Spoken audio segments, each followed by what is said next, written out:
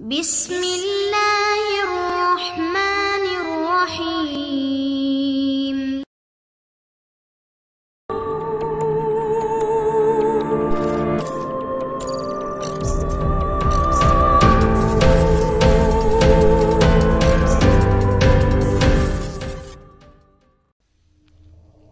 السلام علیکم دوستو، Imran series novel Juliana top action by Mazhar Kaleem M A. اگر آپ نے ابھی تک ہمارے چینل جاسوسی دنیا کو سبسکرائب نہیں کیا تو سبسکرائب کریں اور بیل آئیکن پر کلک کیجیے۔ مارٹن نے ایک طویل سانس لیتے ہوئے ٹرانسمیٹر کا بٹن آف کر دیا۔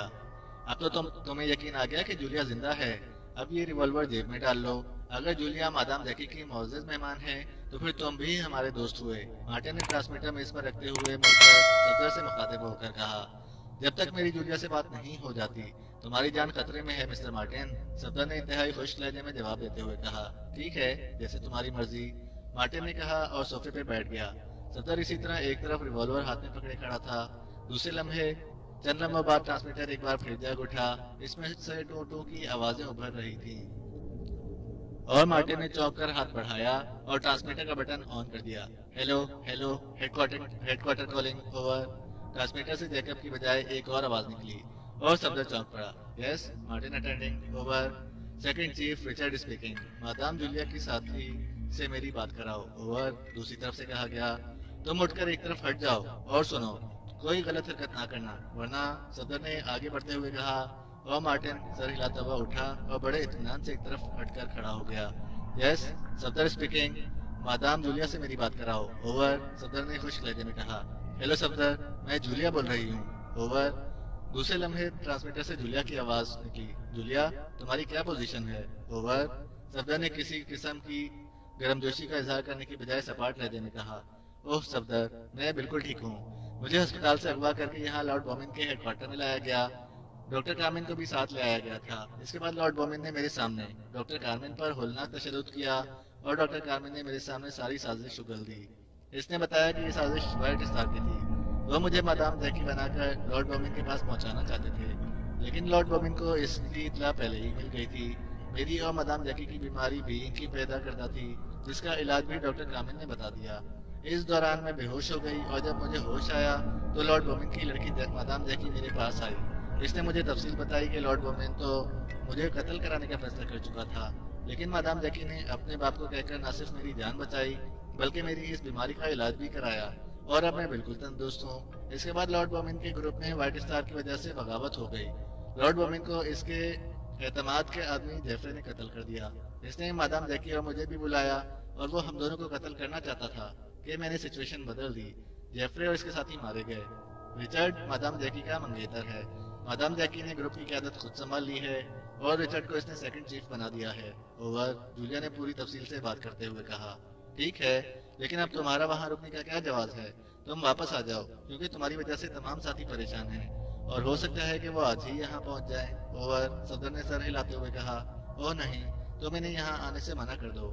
میں اب بالکل بخیریت ہوں اور ایسا کرو کہ تم واپس چلے جاؤ، میں خود ہی واپس آ جاؤں گی اوور۔ جولیا نے کہا، نہیں، ایسا غلط ہے، میں یہاں ویسٹرن کارمن میں موجود ہوں۔ تم مادام جیکی کے ساتھ ہی مارٹن کی رہائش گاہ پر پہنچ جاؤ، میں تم سے ملاقات کر لوں گا اوور۔ صفدر نے حیرت بھرے لہجے میں کہا، اوکے، میں کل پہنچ جاؤں گی، اس کے بعد میں خود بڑے ساتھی سے بات کر لوں گی اوور۔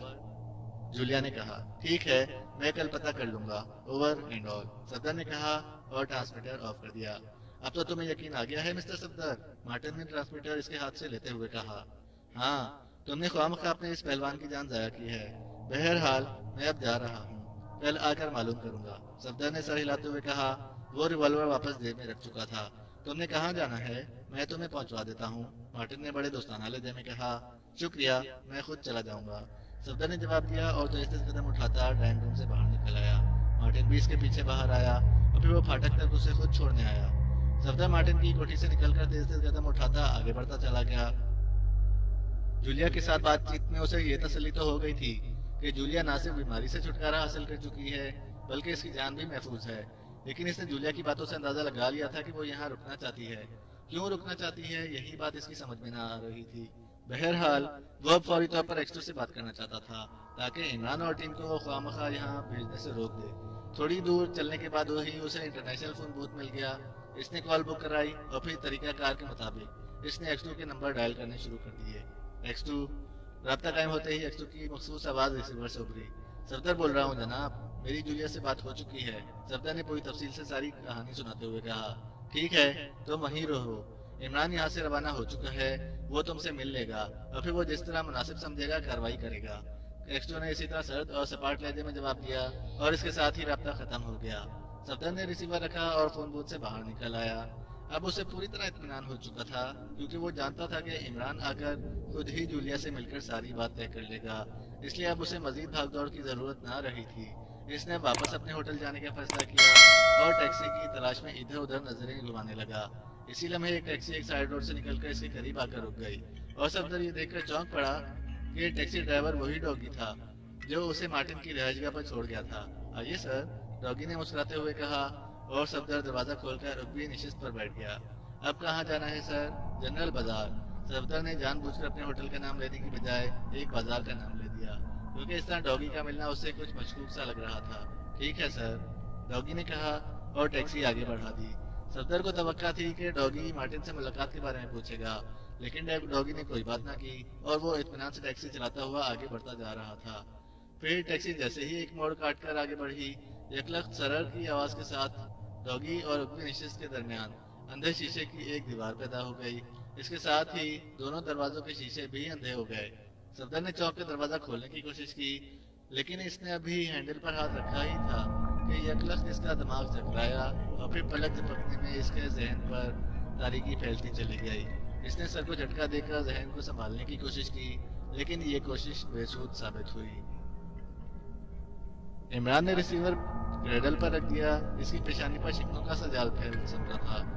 یہ صفدر کہاں جا سکتا ہے؟ عمران نے بڑبڑاتے ہوئے کہا۔ وہ اس وقت ویسٹرن کارمن کے انٹرنیشنل ایئرپورٹ پر موجود تھا۔ جس وقت صفدر کی دوسری کال بلیک زیرو کو ملی تھی اس وقت عمران نعمانی کے ساتھ جہاز پر سوار ہو چکا تھا، لیکن راستے میں ہی X2 نے ہوائی جہاز میں ایئر کال کر کے اسے صفدر کی دوسری رپورٹ بھی بتا دی۔ چنانچہ عمران نے یہی فیصلہ کیا تھا کہ وہ ویسٹرن کارمن پہنچ کر جولیا اور صفدر کو ساتھ لے کر واپس آ جائے گا کیونکہ ایک لحاظ سے تو مشن ختم ہو چکا تھا اور اسے کسی لارڈ بومن اور وائٹ اسٹار سے کوئی دلچسپی نہ تھی۔ لیکن ایئرپورٹ پر پہنچ کر جب اس نے صفدر کے ہوٹل فون کیا تاکہ صفدر سے تازہ ترین رپورٹ معلوم کر سکے تو ہوٹل سے اسے بتایا گیا کہ صفدر صاحب صبح جانے کے بعد ابھی تک ہوٹل واپس نہیں آئے اور نہ ہی ان کا کوئی پیغام موجود ہے۔ اس وقت یہاں مقامی وقت کے مطابق رات کے 8 بج چکے تھے اور X2 کی کال اسے جہاز میں ملی تھی۔ اس کے مطابق اب تک 6 گھنٹے گزر چکے تھے اور یہی بات عمران کے لیے پریشانی کا باعث بن گئی تھی کہ 6 گھنٹے گزر جانے کے بعد آخر صفدر ہوٹل واپس کیوں نہیں پہنچا۔ کیا بات ہے عمران صاحب، آپ پریشان نظر آ رہے ہیں؟ نعمانی جو کچھ ہٹ کر کھڑا تھا اس نے فون بوتھ کے قریب آتے ہوئے کہا۔ عمران نے X2 کی ہوائی جہاز والی کال کے متعلق نعمانی کو بتا دیا تھا، اس لیے وہ بھی مطمئن تھا کہ مشن مکمل ہو چکا ہے۔ صفدر X2 کو کال کرنے کے بعد واپس اپنے ہوٹل نہیں پہنچا اور اسے کال کیے ہوئے اب تک 6 گھنٹے گزر چکے ہیں اور صفدر کم از کم ایسا آدمی نہیں ہے کہ وہ تفریحات کے سلسلے میں کہیں چلا گیا ہو۔ اس لیے میری چھٹی حس کہہ رہی ہے کہ ضرور کوئی نہ کوئی گڑبڑ ہوئی ہے۔ عمران نے سر ہلاتے ہوئے جواب دیا اور نعمانی کے چہرے پر بھی پریشانی کے تاثرات ابھر آئے کیونکہ وہ بھی صفدر کی طبیعت کو اچھی طرح جانتا تھا کہ وہ تفریحات کی لائن والا آدمی نہیں ہے، اس لیے لازماً کوئی نہ کوئی گڑبڑ ہی ہو سکتی ہے۔ پھر اب کیا کرنا ہے؟ نعمانی نے کہا۔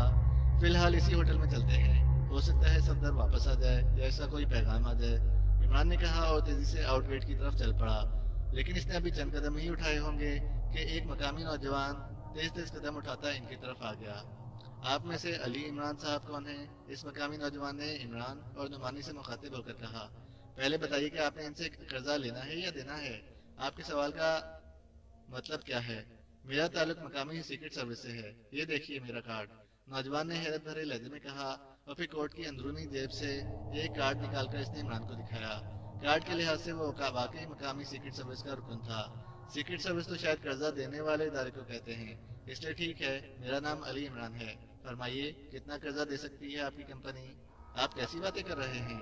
مجھے سیکرٹ سروس کے چیف باس نیو یارک نے یہاں بھیجا ہے۔ آپ کے ایک ساتھی صفدر صاحب نے انہیں بتایا ہے کہ آپ ویسٹرن کارمن آنے والے ہیں اور اس پرواز سے آنے والے ایشیائی صرف آپ دونوں ہی ہیں۔